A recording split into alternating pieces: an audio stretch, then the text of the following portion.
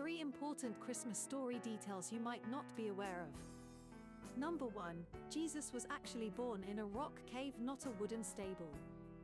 Since ancient times, and during the time of Christ, wood was extremely sparse and typically available only to rich noblemen and kings. Therefore, buildings were made almost entirely of dolomitic limestone, which is extremely dense and weather-resistant.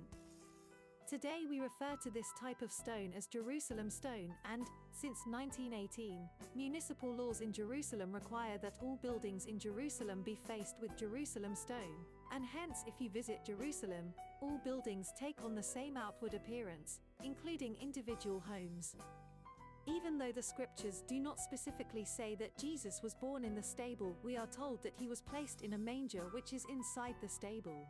Since we know that there was no room for them at the inn and they stayed in the stable, we can safely assume that is the location where Jesus was born as well, from Luke chapter 2 verse 7. The function of a stable then is the same as a stable today. It is a place where animals are kept. Stables back then were not man-made but natural caves on the surface of the ground, which you can see today in Israel. Since they mostly held shepherds' sheep at night, they were referred to as sheepfold caves. This is the type of cave that Mary and Joseph were staying in along with shepherds and their sheep the night that Jesus was born.